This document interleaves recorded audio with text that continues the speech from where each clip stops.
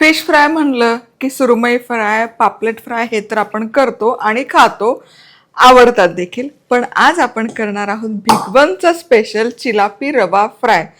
इतका झटकीपट होतो हा फ्राय तयार, एकदम कुरकुरीत होतो आणि फिश लव्हरसाठी झकास. नमस्कार, मी मधुराज रेसिपीमध्ये तुम्हा सर्वांचं खूप खूप खूप मनापासून स्वागत. आज आपण कुरकुरीत रवा फिश फ्राय करतोय. इथे मी चिलापी वापरते, त्याच्याऐवजी कुठलाही मासा वापरा. सेम मेथड फॉलो करा. पापलेट वापरू शकता, सुरमई वापरू शकता, बांगडा वापरू शकता. प्रोसेस सेम, मासा फक्त वेगळा. नवं करो करकरीत चॅनल आहे, पटकन सबस्क्राईब करा.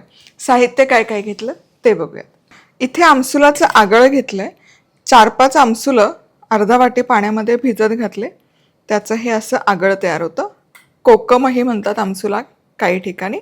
बारीक चिरलेली कोथिंबीर, चमचाभर आलं लसूण पेस्ट, चवीपुरतं मीठ, धनेपूड, पाव चमचा हळद, 1 चमचा गरम मसाला किंवा किचन किंग मसाला. अर्धा किलो चिलापी. याचे खवले आहेत हे स्वच्छ करून आणलेत, म्हणजे स्वच्छ करून धुवून घेतलेलं आहे. कोळीनबाई आहेत, कोळीन मावशी, त्यांच्याकडून स्वच्छ करून घ्यायचा. त्या व्यवस्थित शेपटीकडचा भाग, तोंडाकडचा भाग स्वच्छ करून देतात आणि पाण्यामध्ये स्वच्छ धुवून एकदम कोरडा करून घेतला. आणि यासोबतच आपली मधुराज रेसिपीची बॅडगी मिरची पावडरही आपल्याला लागणार आहे आणि रवा फ्राय आहे तर बारीक रवा. तर सगळ्यात आधी फिशवर हे कोकमचं आगळ लावून घ्यायचं. हे अगदी मस्ट आहे बघा, यामुळे चव खूप छान येते, कुठलाही मासा असो. सो भरपूर असं आगळ. आता यामध्ये आलं लसूण पेस्ट, किचन किंग मसाला, धणेपूड, मीठ, हळद, बारीक चिरलेली कोथिंबीर आणि आपलं मधुराज रेसिपीची चमचाभर बॅडगी मिरची पावडर मधुराज रेसिपी club.com खरेदी करू शकता. यामुळे याला रंग सुरेख येतो आणि बाधतही नाही खाल्ल्यावर लाल तिखट. आता हे छान व्यवस्थित एकजीव करून घ्यायचं. कोकमचा जे आगळ आहे त्यामध्ये मसाला छान कोट होतो बघा, आणि फिशही कोरडा नाही पडत, त्यामुळे रवालाही छान शोषला जातो. वाह,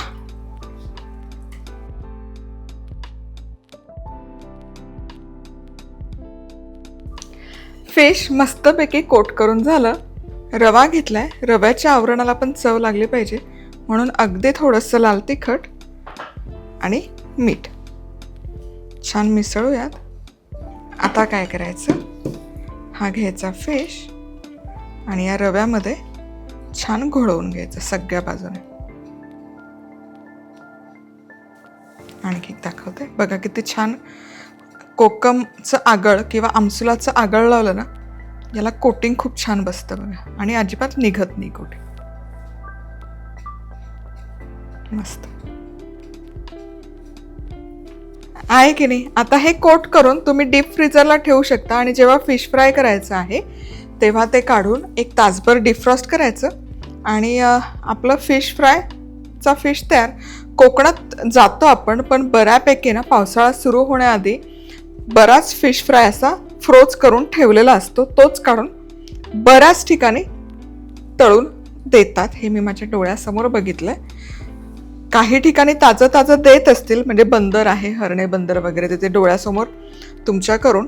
पण काही म्हणजे बऱ्यापैकी मोठी हॉटेल्स वगैरे असतात तर तिथे ही सोय केलेली असते. चला, तव्यामध्ये तेल गरम करून ठेवलंय. हे देखील आपलंच आहे, मधुराज रेसिपी club.com खरेदी करू शकता सगळेच प्रॉडक्ट. मग हे तेलाचं जार झालं, मसाले झाले, फुसफुस पाटली झाली. आता फिश करताना फिश सगळे इथे रवा कोट करून घेतलेले आहेत. तळताना त्याचा रवा सुटू नये, मसाला एक बाजूला, मासा एका बाजूला आणि बाकी तरंगते उरलेलं सगळं तेलामध्ये असं नको व्हायला, म्हणून तेल कडकडीत गरम करायचं. तेल व्यवस्थित गरम झालं कीच मग गॅस मंद आचेवर करायचा आणि मग फिश त्यामध्ये सोडा. कोमट तेलात, कमी गरम तेलात तुम्ही जर सोडलं तर त्यात एकतर तो मासा अति तेलकट होतो, दुसरी गोष्ट रवा एका बाजूला, मसाला तिसऱ्या बाजूला आणि मासा दुसरीकडे जाऊन तरंगत बसतो. बघा, आता तेल व्यवस्थित गरम झालंय. फिश त्यामध्ये सोडला ना, असा चुरचुर आवाज आला पाहिजे बघा. वाह,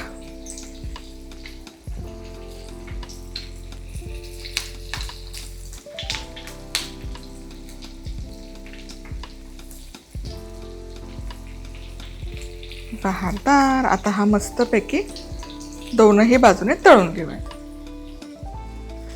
आता उलटवायची गडबड नका करू. किमान 1.5 ते 2 मिनिट तरी खालची बाजू तळली गेली पाहिजे. अजिबात त्याला हलवू नका, चमचा नका लावू, व्यवस्थित राहू देत.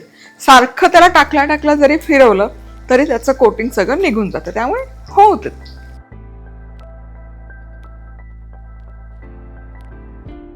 चला, खालची बाजू छान तळून झाली. हे उलटवून दुसरी बाजू पण तळून घेऊया.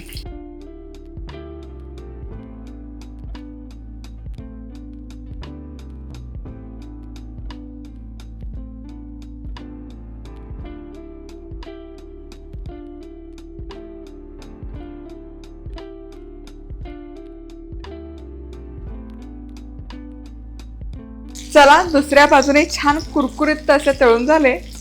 उचलूयात. हे असं आहे ना, जरा तव्याच्या बाजूला ठेवलं तर तेल निथळतं छान. हे बऱ्यापैकी कोकणात असं करतात. आणि हे काढूयात.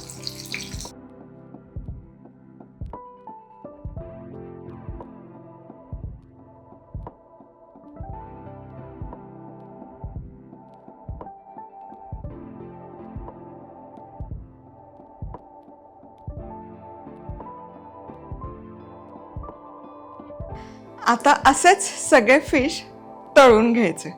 हे असेच कुरकुरीत आहे ना, 4 ते 5 तास जरी ठेवले तरी असेच कुरकुरीत राहतात. आवरण बघा, परफेक्ट आवरण राहिलेलं आहे. आणि जसं मी सांगितलं की कोट करून ठेवा, फ्रीजमध्ये ठेवा, फ्रीजरला ठेवा.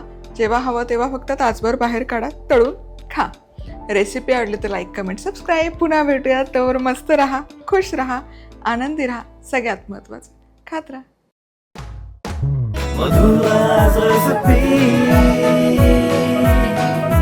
मधुराज रेसिपी, महाराष्ट्राची अस्सल चव.